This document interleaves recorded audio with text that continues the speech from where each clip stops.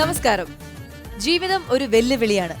അതിനെ ധീരമായി നേരിടുന്നവർ മാത്രമേ ജീവിത വിജയം നേടുകയുള്ളൂ. ഇത് വെല്ലുവിളികളെ ധീരമായി നേരിടുന്ന വനിതകളുടെ വേദി red carpet. So let's begin the show. This is Red Carpet.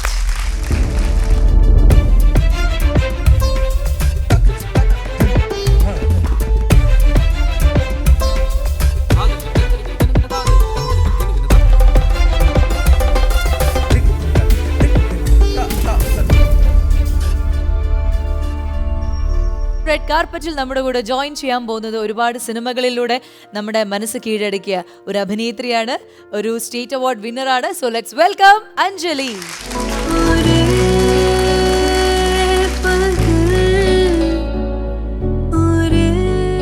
Okay, so red കാർപ്പറ്റിലേക്ക് സ്വാഗതം. ഹാപ്പി ആയിട്ടിരിക്കണമെന്ന് വിചാരിക്കണു.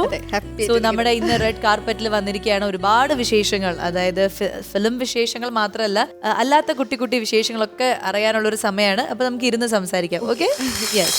ഇനി ഞാൻ ചേച്ചീനെ ആദ്യം തന്നെ കാണുമ്പോൾ ചോദിക്കണം എന്ന് വിചാരിച്ചൊരു കാര്യമാണ്. ഞാൻ ആദ്യം ഒരു പാട്ട് കേൾപ്പിക്കാം, എന്നിട്ട് ചോദിക്കാം. Okay, yes, music.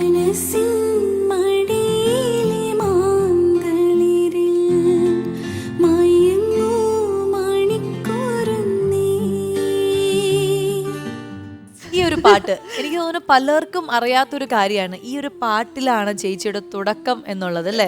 ബാലതാരമായിട്ട്. എത്ര വയസ്സില? എനിക്ക് വയസ്സ് 4-5 വയസ്സ്, 5-6 വയസ്സുണ്ടാവും. അത് ശരി. അപ്പൊ എങ്ങനെയാണ് ഈ ഒരു സിനിമയിലേക്ക് വന്നത്? എങ്ങനെയാണ് യാദൃശ്ചികമായിട്ട് വന്നു പെട്ടതാണോ? ആ ഒരു സമയത്ത് അച്ഛനും അമ്മയും അവരുടെ കുറച്ച് സിനിമാ സുഹൃത്തുക്കൾ ഉണ്ടായിരുന്നു, അച്ഛനും അമ്മയ്ക്കും. അപ്പൊ അങ്ങനെ ഇങ്ങനെ കുട്ടികളെ ആവശ്യമുണ്ട് സിനിമയിലേക്ക് എന്ന് പറഞ്ഞിട്ട് അങ്ങനെയാണ്. അനീതി അല്ലല്ല, അവരുടെ ഒരു പാട്ട് പഠിപ്പിക്കുന്ന കുറച്ച് വിദ്യാർത്ഥികളിലെ ഒരാളായിട്ടായിരുന്നു. അപ്പൊ അങ്ങനെ ഈ പാട്ട് ഫാസിൽ സാർ കൂടെ ഇരുത്തി 4 വരി, അത് എനിക്ക് ഇന്നിപ്പോഴും ഓർമ്മയുണ്ടായിരുന്നു. പഠിപ്പിച്ചത് കാര്യങ്ങളും ഒക്കെ അത് എന്നും മറക്കാത്ത ഒരുപാട് കാര്യങ്ങൾ മറന്നിട്ടുണ്ട് ഞാൻ. പക്ഷെ അത് എനിക്ക് മറക്കാൻ പറ്റിയിട്ടില്ല, ആ ഒരു പഠിപ്പിച്ചതും ആ വരികളും ഒക്കെ. ഇപ്പോഴും ആവണി പെട്ടെന്നൊരു പാട്ട് പാടാൻ പറഞ്ഞ് ഞാൻ ആ പാട്ടാ പാടുക, കാരണം അത് പെട്ടെന്ന് ഓർമ്മ വരും.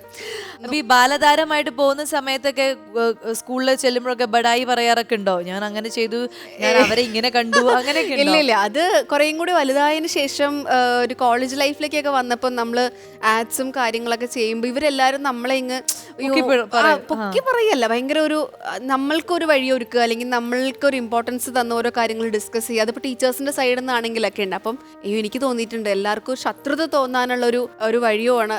കൂടെ പഠിക്കുന്നവർക്കൊക്കെ ഇതെന്താ ഈ കുട്ടിയോട് തന്നെ മാത്രം എല്ലാം ചോദിക്കുന്നു, പ്രിൻസിപ്പൾ വരുന്നു, ടീച്ചേഴ്സ് കാണുന്നു. എനിക്ക് ടെൻഷൻ തന്നെയായിരുന്നു. പക്ഷെ അവരോടുള്ള അടുപ്പം എപ്പോഴും ഉണ്ടായിരുന്നു. ഇപ്പം കളർഫുൾ ഡ്രസ്സുകൾ പെൺകുട്ടികൾ ഇടുമ്പം പുറത്തു പോകുമ്പോൾ അത് അവർക്കൊരു ബുദ്ധിമുട്ടുണ്ടാവാതിരിക്കാൻ, അല്ലെങ്കിൽ അവരെ ഐഡന്റിഫൈ ചെയ്യാൻ വേണ്ടി യൂണിഫോം അത്യാവശ്യമായിരുന്നു ആ ഒരു സമയത്ത് കോളേജിൽ. അപ്പൊ അങ്ങനെ കോളേജിൽ യൂണിഫോം കൊണ്ടുവരണം എന്നുള്ളൊരു നിർബന്ധം വന്നു.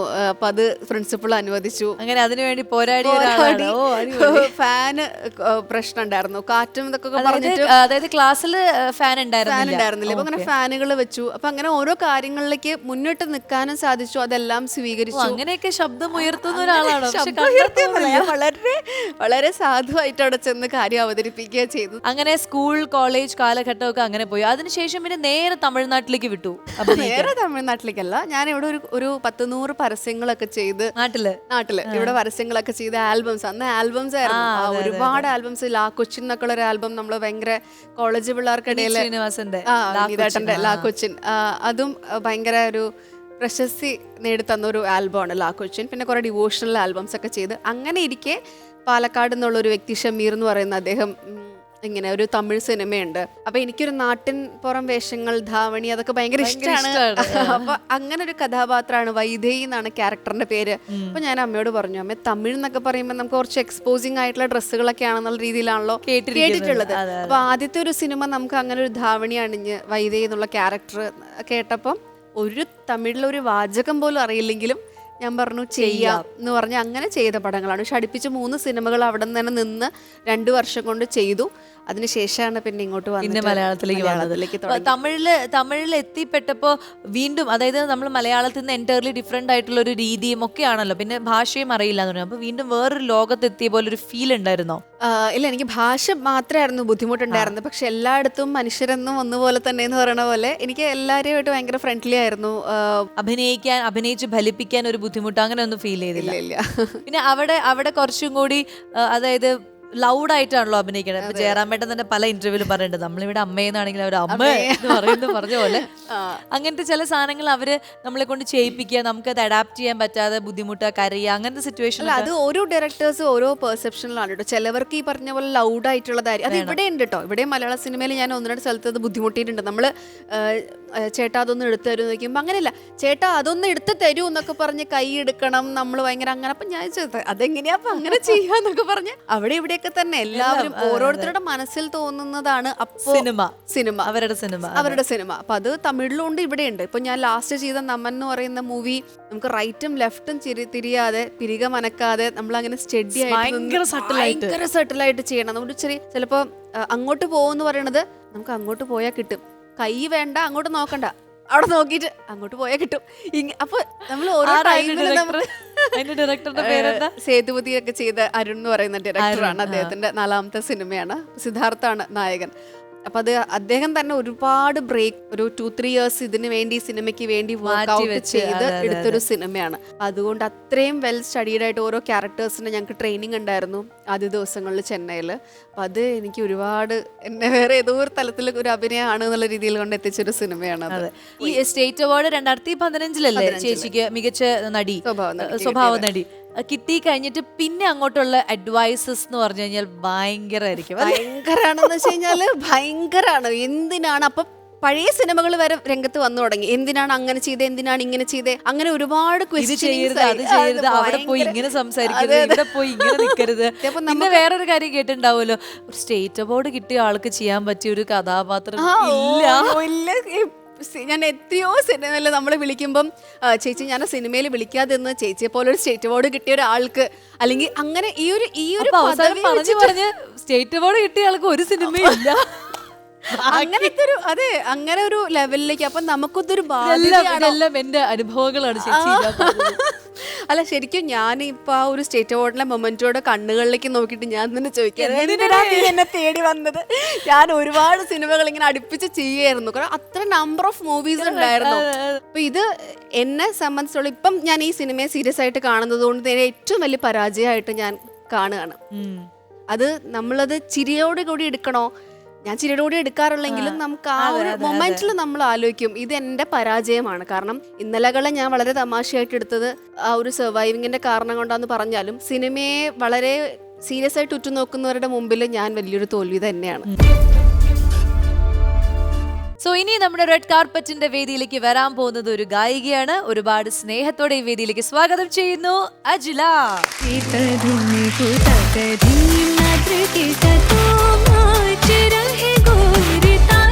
ഹായ് അജില, റെഡ് കാർപ്പറ്റിലേക്ക് സ്വാഗതം. സോ എന്തൊക്കെയുണ്ട് വിശേഷം? എവിടുന്നാ വരുന്നത്? ഞാൻ വരുന്നത് വള്ളിക്കാവ്, കൊല്ലം. അത് ശരി. അപ്പോൾ വളരെ ചെറിയ പ്രായത്തിൽ പാട്ട് പഠിച്ചു തുടങ്ങിയ ഒരാളാണ്. ഇപ്പോഴും പാട്ട് തന്നെയാണ് പഠിക്കുന്നത്. BA മ്യൂസിക് ചെയ്യുന്നു അല്ലെ ഇവിടെ ട്രിവാൻഡ്രം. അപ്പോൾ ഈ പാട്ട് പഠിച്ചു തുടങ്ങിയത് 3 വയസ്സില? എത്ര വയസ്സിലാ? 5 വയസ്സ് തൊട്ട് 5 വയസ്സ് മുതൽ പാട്ട് പഠിക്കേണ്ടായിരുന്നു. അപ്പൊ അന്ന് മുതൽ ഇന്ന് വരെ പാട്ട് എന്ന് പറയുന്നത് ലൈഫിന്റെ ഒരു ഭാഗമാക്കി കഴിഞ്ഞു. അജിലയുടെ ലൈഫ് എങ്ങനെ ആവണം പാട്ടിലൂടെ എന്നാണ് ആഗ്രഹിക്കുന്നത്? എനിക്ക് ഫ്യൂച്ചറിൽ ഒരു പ്ലേ ബാക്ക് സിംഗർ ആകണം എന്നാണ് ആഗ്രഹം. അതാണ് ആഗ്രഹം. പാട്ട് പഠിക്കണം എന്നുള്ളൊരു ആഗ്രഹം തോന്നിയത് വീട്ടിലെല്ലാവരും പാടുന്നോണ്ടായിരിക്കും അല്ലെ? അപ്പൊ കുഞ്ഞിലെ മുതൽ അച്ഛനും അമ്മയും എന്നെ പാട്ട് പഠിപ്പിച്ചു തുടങ്ങുന്നത് എന്റെ അപ്പച്ചിയാണ്. അപ്പച്ചി, അച്ഛൻ, ചേച്ചി, അച്ഛമ്മ എല്ലാരും പാടും. അപ്പച്ചി മ്യൂസിക് ടീച്ചറാണ്. അത് ശരി. അപ്പൊ അവരെല്ലാവരും പാടുന്നോണ്ട് അതിങ്ങനെ കേട്ട് കേട്ട് കേട്ട് പാട്ടിനോട് ഒരു ഇഷ്ടമായി. എല്ലാവർക്കും വീട്ടില് ഇഷ്ടമുള്ള പാട്ട് ഏതാണ്? എല്ലാവർക്കും അജില പാടി കേൾക്കണ ഇഷ്ടമുള്ള ഒരു പാട്ട്? ഉണ്ണി കാണാതെ, തമിഴ്. എന്നാ അതൊരു 2 വരി പാടിയാലോ? அவ்வாறு நோக்கினால் எவ்வாறு நாடுவே கண்ணாடி முன்னின்று பார்த்து கொண்டே ஒன்றாக செய்திடு ஒரு 100 நாடகம் ஒத்திகைகள் செய்து எதிர்பார்த்திருந்தேன் எதிர்பாராமலே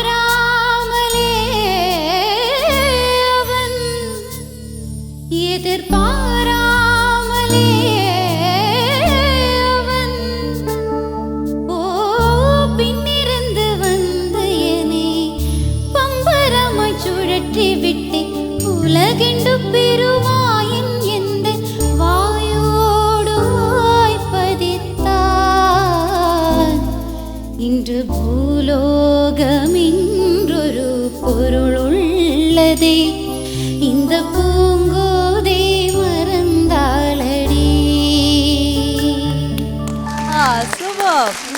തീർച്ചയായിട്ടും ആ ഒരു പ്ലേ ബാക്ക് സിംഗർ ആയിട്ട് വരാൻ എല്ലാ സാധ്യതയുള്ള ഒരു ആള് തന്നെയാണ്. ഭയങ്കര രസമുള്ള ഒരു വോയിസ് ആണ്. ഈ അടിച്ചുപൊളി പാട്ടുകൾ പാടാറുണ്ടോ? അതെല്ലാം ഇങ്ങനത്തെ മെലോഡിയസ് സോങ്സ് ആണോ? കൂടുതൽ പഠിക്കാനും പാടാനും ഇഷ്ടം മെലഡീസ് ആണ്, പക്ഷെ എല്ലാ സോങ്സും പാടും. ചിത്ര ചേച്ചിയൊക്കെ പോലെ പാടാൻ ഇഷ്ടം അതാണെങ്കിൽ ഏത് പാട്ട് കൊടുത്താലും ചിത്ര ചേച്ചി പാടും. അതേപോലെ ആവണം എന്നൊരു ആഗ്രഹമുണ്ട്. എപ്പോഴെങ്കിലും ചിത്ര ചേച്ചിയെ നേരിട്ട് കണ്ടിട്ടുണ്ടോ? ഒരിക്കലും കണ്ടിട്ടില്ല, പക്ഷെ ചിത്രമ്മയെ കാണണം ഭയങ്കര ആഗ്രഹം. ദാസേട്ടനെ എല്ലാരും കാണണം.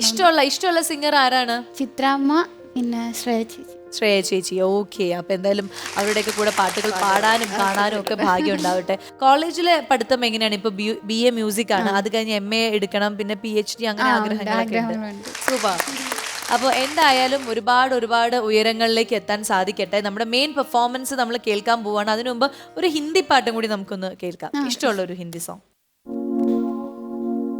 जी हमें मंजूर है आपका ये फैज़िला, जी हमें मंजूर है आपका ये फैज़िला, कह रही है हर नजर बंद परवर शुक्रिया, हंस के अपने जिंदगी में कर लिया शामिल मुझे, दिल की धड़कन तेरे जान मिल गई मंजिल मुझे, आपकी नजरों ने समझा.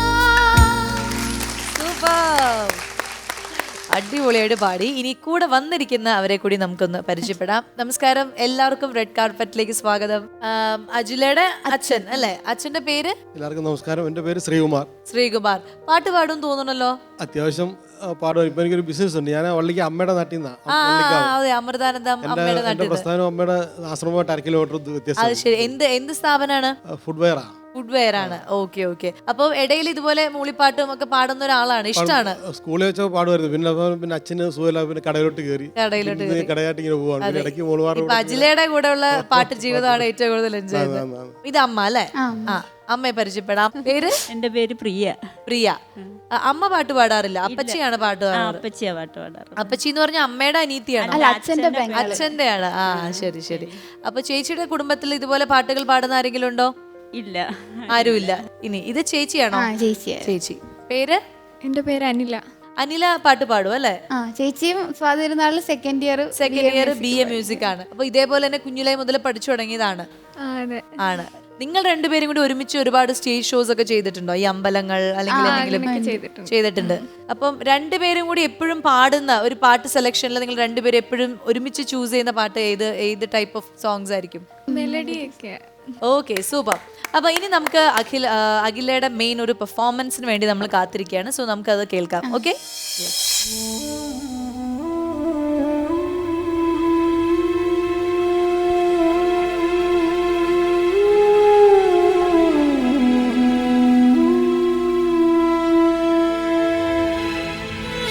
ईश्वर सत्य है,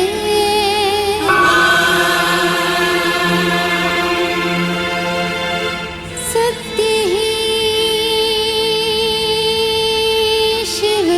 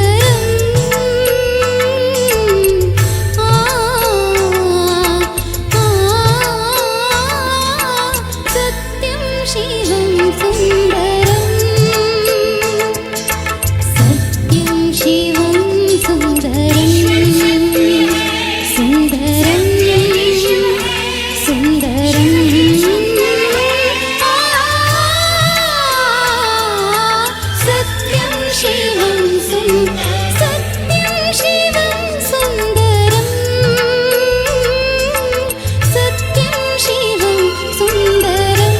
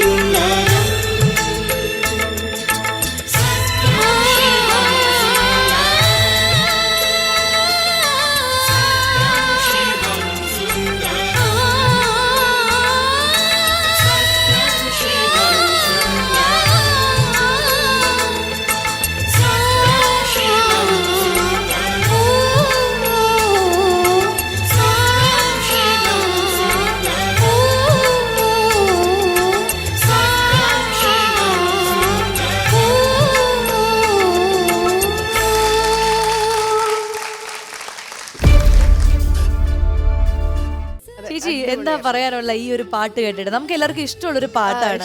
ഞാൻ ഒരുപാട് ഇങ്ങനെ ഫ്ലാഷ് ബാക്കുകളൊക്കെ ഇങ്ങനെ ആ പാട്ടിനോട് ലയിച്ച് ഇങ്ങനെ ആലോചിച്ച് പോയി കുറെ നേരം. അടിപൊളി, ഭയങ്കര രസമായിട്ട് പാടി ആ ഒരു ഫീല് നമുക്കും തീർച്ചയായിട്ടും നൽകാൻ പറ്റി ആ പാട്ടിലൂടെ. അതുപോലെ അമ്മയാണെങ്കിൽ അവിടെ എനിക്ക് തോന്നുന്നു ഏറ്റവും കൂടുതൽ ടെൻഷനാണോ അത് ഭക്തിയാണോ ഭയമാണോ എന്താണെന്നറിയില്ല, അമ്മ ഇങ്ങനെ ഭയങ്കര പ്രാർത്ഥനയായിരുന്നു.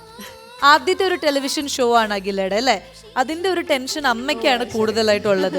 കാരണം എന്നും പാടുന്ന പോലെ എൻ്റെ മകൾ നന്നായി പാടുവോ എന്നുള്ളൊരു ടെൻഷൻ ആയിരുന്നോ? എന്തായിരുന്നു അമ്മയുടെ ഒരു ടെൻഷൻ്റെ കാരണം?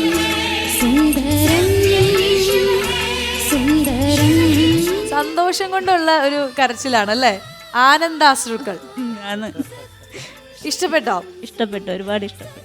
എന്നത്തെയും പോലെ തന്നെ ഇന്നും നന്നായി പാടി. അപ്പൊ ഇത് ഇങ്ങനെ ഒരു എപ്പോഴും അമ്മ സ്റ്റേജിൽ കയറുന്നതിനും ഇങ്ങനെ ഭയങ്കര പ്രാർത്ഥനയാണോ? ആണ്. എല്ലാ അമ്മമാരെയും പോലെ തന്നെ മക്കള് സ്റ്റേജിൽ കയറുമ്പോൾ ടെൻഷൻ മൊത്തം അമ്മമാരുടെ മുഖത്ത് ഇടയ്ക്ക് നമുക്ക് കാണാൻ പറ്റാം. അച്ഛൻ അങ്ങനെ ടെൻഷനൊന്നും ഇല്ല അല്ലേ? കാരണം മോള് നന്നായിട്ട് പാടണമെന്ന് എപ്പോഴും മനസ്സിലൊരു ആഗ്രഹമാണ്. ഈശ്വരനോട് പ്രാർത്ഥിക്കുമല്ലോ നമ്മള്.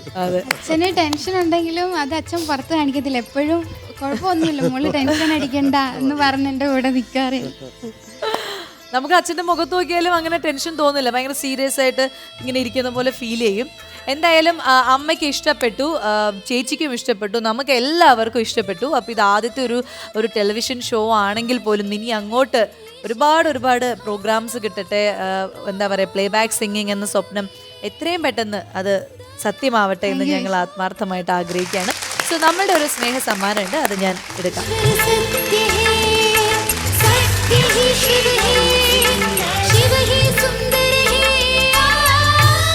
എന്താ പറയാനുള്ളത് പ്രേക്ഷകരോട്? ഒരുപാട് സന്തോഷമുണ്ട് ഇവിടെ വന്ന് പാടാൻ പറ്റിയതിൽ.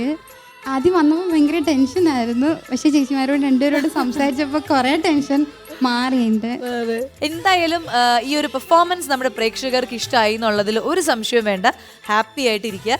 ഇന്നത്തെ എപ്പിസോഡ് നമ്മൾ ടാറ്റ ബൈ ബൈ പറയാൻ പോവാണ്. സോ എല്ലാവർക്കും take care and bye bye. This is Red Carpet. Costume courtesy for Swastika, Ladies Planet, Perindalmanna and Palakkad. Jewel courtesy for Swastika, Ladies Planet Rental Jewelry.